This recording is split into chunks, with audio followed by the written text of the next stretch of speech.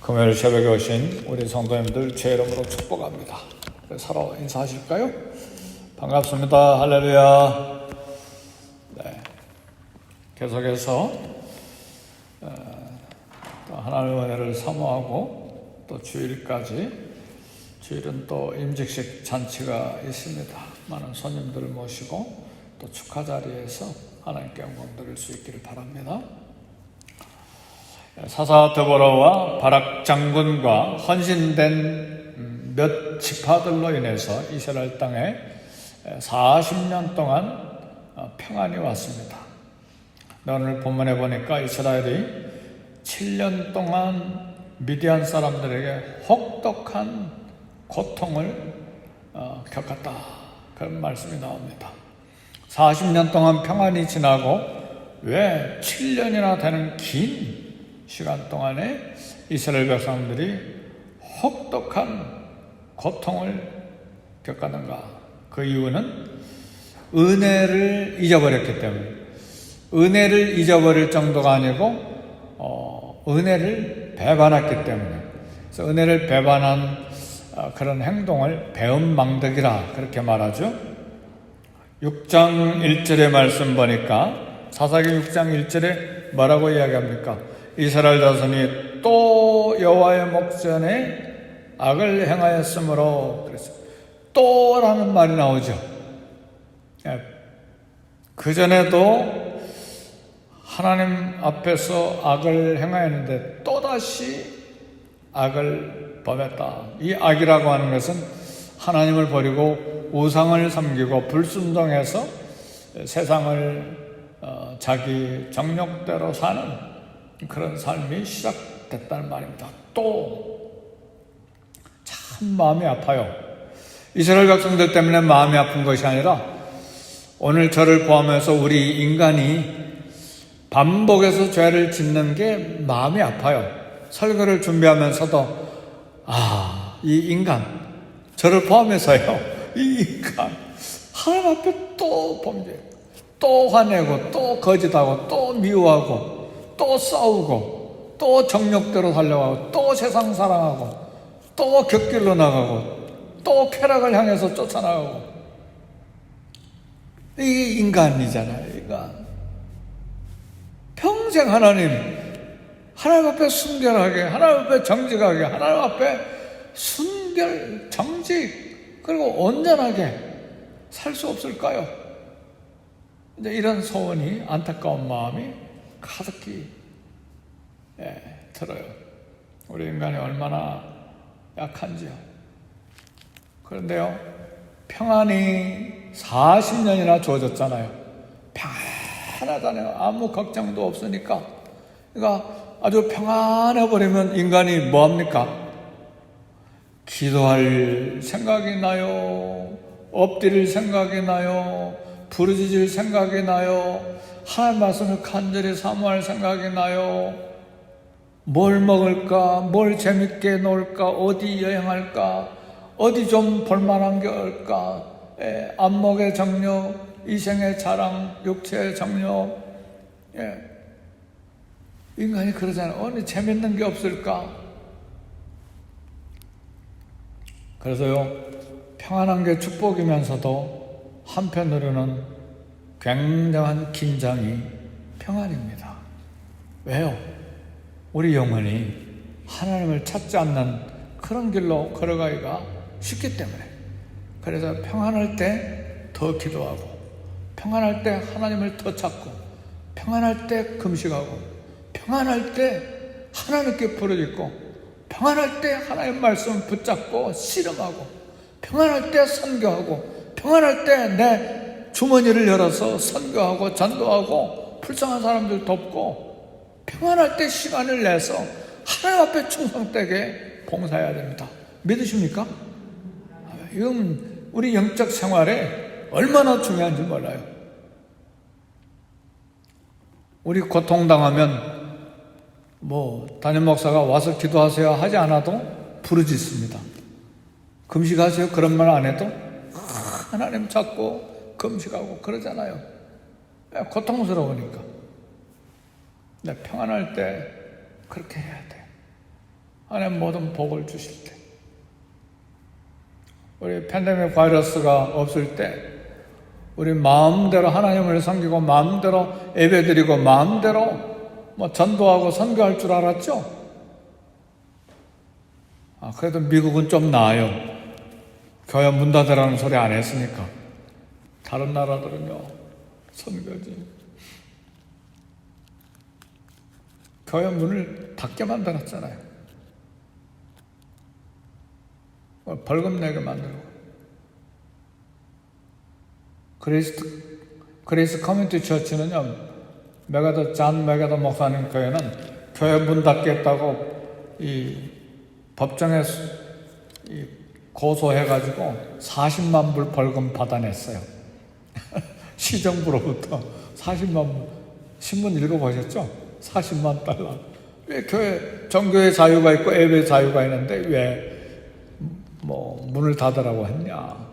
그 법에 고소해가지고 그래서 커뮤니티 처치가 40만 달러 시정부로부터 돈을 받았어요. 근데 한국뿐만 아니라 세계 모든 나라들이 예배를 못 드렸어요. 지금도 한국 어렵죠. 네. 왜 그런가? 왜 이렇게 갑자기 온 세계가 비행기도 막 수천 대씩 뜨지 못하고 마음대로 식당에 들어가지도 못하고 커피숍도 가지 못하고 지금 이제 2번 백신 맞고 부스터샷, 저도 부스터샷 한 2주 전에 맞은 것 같아. 한 주 전인가 2주 전인가 맞은 것 같은데 우리 기억해야 돼요. 이때에 우리 하나님 앞에 부르짖고 기도해야 되는데 역대기 말씀해 보니까 그들이 내 이름으로 일컫는 내 백성이 그들의 악한 길에서 떠나 스스로 낮추고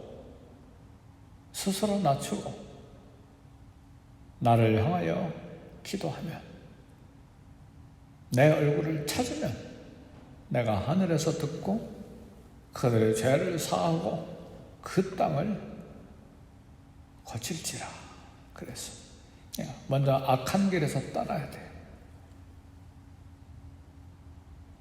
그래서 스스로 낮춰야 돼요. 겸손해야 돼요. 얼마나 교만합니까?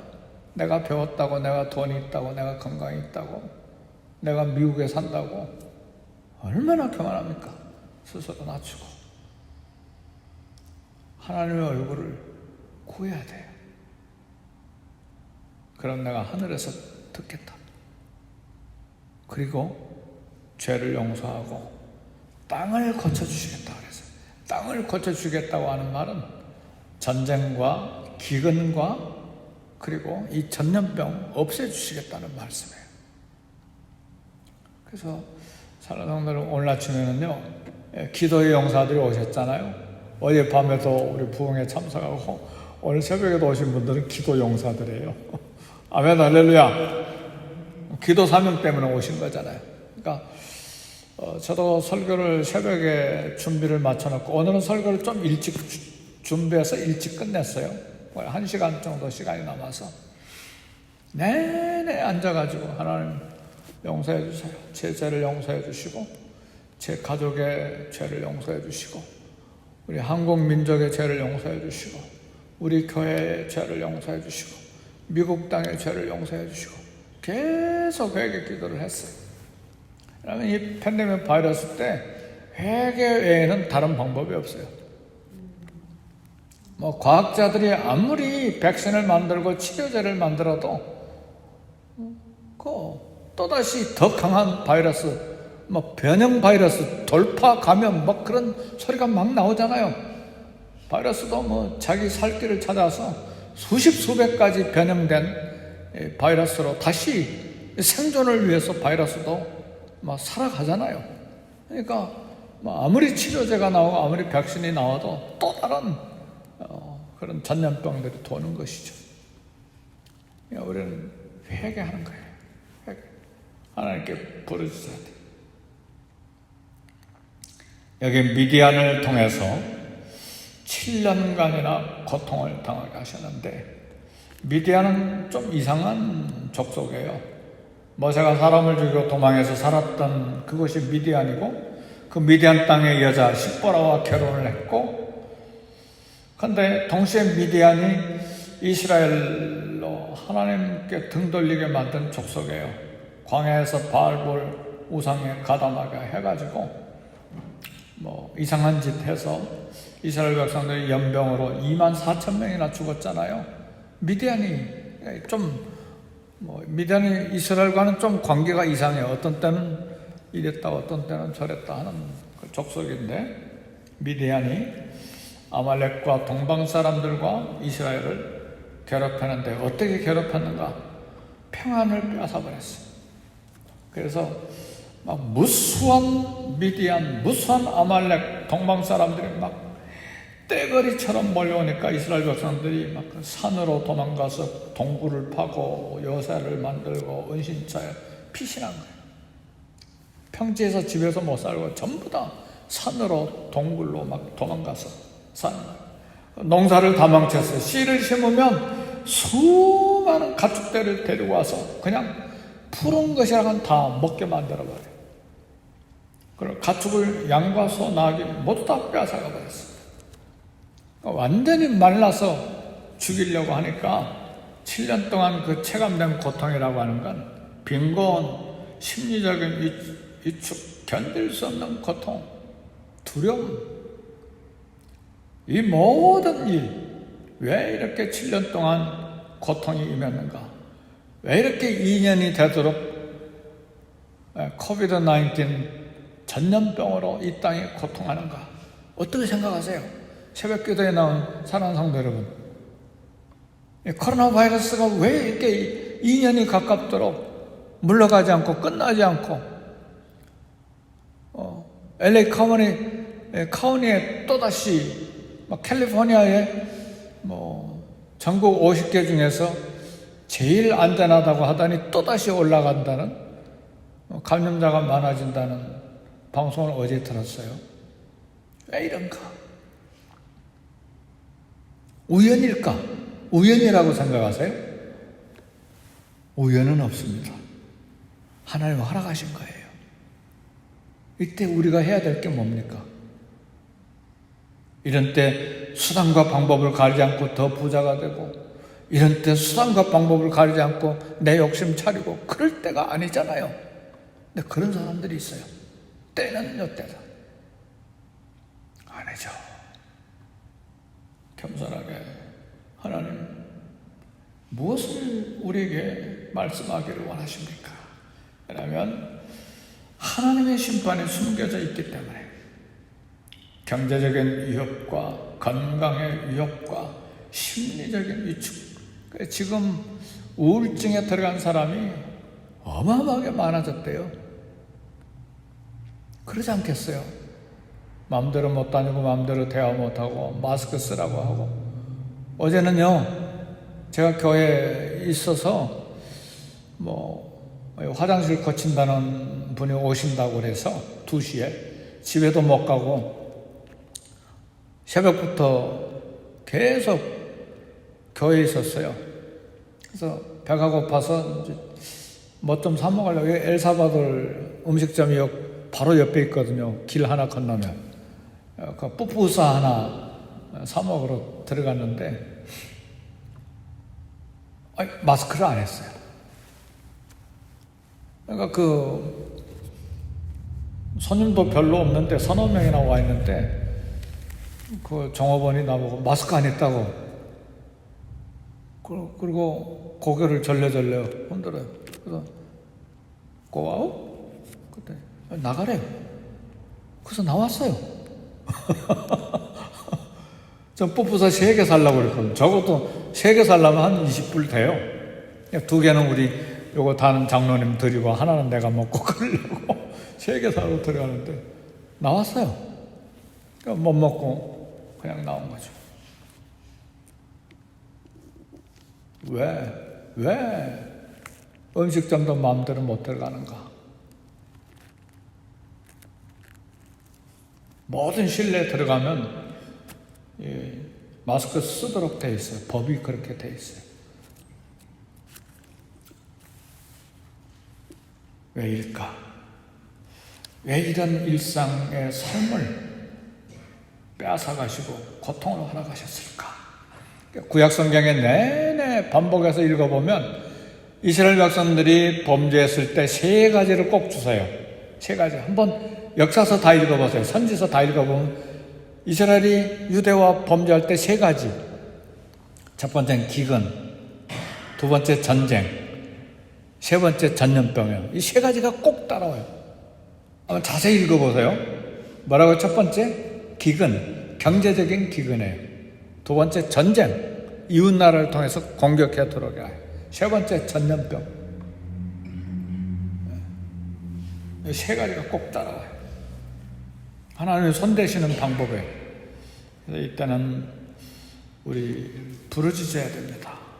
6절의 말씀 보니까 이스라엘의 미디안으로 말미암아 궁핍함이 심한지라 이에 이스라엘 자손이 여호와께 부르짖었더라. 이 궁핍함이 심했다는 말은 부모들은 더 고통스럽죠. 애기들이 밥 먹겠다고 하는데 막 배고파서 애기들이 막 아가 울부짖으면 그건 피눈물 나는 일이잖아요. 본인들도 배고프지만. 그래서 고통스러운 소리쳤는데 이 고통은 하나님이 우리를 부르시는 확성기입니다. 확성기. 근데 이번에는 하나님이 구원자 보내지 아니하시고 조금 전에는 드보라를 보내서 구원하셨잖아요. 근데 구원자를 보내지 아니하시고 이제는 선지자를 보내셨어요. 왜 선지자를 보내셨는가? 무엇을 잘못했는지 확실하게 가르쳐 주시기 위해서 선지자를 보내셔서 8절 9절에 말씀합니다. 나는 애굽에서 너희를 구원한 너희 하나님 여호와니라. 가장 이스라엘의 중요한 역사적인 사건은 출애굽입니다. 국가가 출발되게 하시고 이스라엘의 하나님의 백성이 되게 하시고 하나님의 구원의 역사를 체험하게 하는 가장 위대한 사건이 출애굽인데 그들이 출애굽에서 가나안 땅을 기업으로 재산으로 받은 것은 이 하나님의 선물을 받은 것은 자기들의 능력이 아니잖아요. 왕벌을 보내시고 하나님의 앞서가셔서 가나안 족속들을 쫓아내심으로 가나안 땅을 부동산을 다 받았잖아요. 어마어마하게 큰 땅을 선물로 공짜로 받았잖아요. 자기 능력이 아니잖아요. 이스라엘보다 더 강한 출병거를 물리쳐 주신 하나님, 이기게 하신 하나님, 전적인 하나님의 은혜인데 하나님이 이런 하나님이 요구하신 건 단 한 가지밖에 없어요. 다른 신 섬기지 말고 내게 충성해라. 내게만 순종해라. 한 가지예요, 한 가지.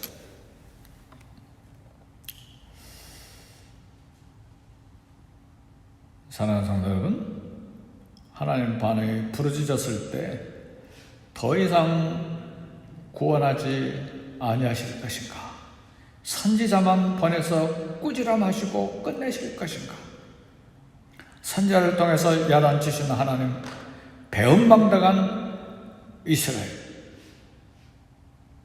결국은 감사합니다. 구원자를 또 보내주세요. 할렐루야. 이게 우리 아버지예요. 우리 하나님의 사랑입니다. 사람이 행한 대로 갚으시면 살아날 사람이 아무도 없죠. 하나님의 공의를 자비의 선하심이 우리에게 있습니다. 하나님의 선하심과 인자하심은 영원하십니다. 우리 추수감사절도 가까이 다가오면서 계속해서 묵상 기도하면서 봉독하는 말씀, 하나님은 선하시고 그 인자하심이 영원하시다는 말이죠. 부르짖음에 응답하시는 하나님, 여호와께 감사하라. 그는 선하시며 그 인자하심이 영원하시도다. 주의 선하심과 인자하심이 평생에 정녕 나를 따르니 내가 여호와의 집에 영원히 거하리로다. 우리는 결단해야 될 것이 있어요. 하나님의 집에 결코 떠나지 않냐고 영원히 살겠다고 하는 생각을 해야 돼요. 그 말은 하나님 말씀 안에서 영원히 살겠다고 하는 결단을 말해요. 하나님의 집은 어디예요? 이스라엘 예루살렘 성전을 가르쳐 말한 것이 아니잖아요. 하나님의 품, 그리스도를 믿는 믿음, 그리스도를 사랑하고 그 말씀을 따라 사는 삶. 왜요? 우리 생각은 순간적으로 죄를 향해서 가요. 몸이 가기 전에 생각이 가요. 상상이 가요. 우리 마음이 가요. 그럴 때마다 여호와는 그 선하심과 인자하심으로 평생에 정녕 나를 따르기 때문에 내가 여호와의 집에 영원히 거하겠다. 그래서 다윗은 고백했어요. 내가 여호와께 구하였던 것 한 가지, 곧 그것을 구하리니 내가 평생에 주의 전에서 하나님의 아름다움을 사모하며 그 전에서 바라는 것이죠. 하나님의 아름다움을 바라고 예수 그리스도의 우리 주님 은혜를 기억하고 그분을 사모하고 그분을 바라고 그 안에서 살기로 결단해야 됩니다. 하나님의 아름다움을 평생 사모하면서 만족하고 기뻐하고, 그래서 우리 마음과 우리 행위가 곁길로 가지 않기 위해서 우리는 끊임없이 기도하는 거예요.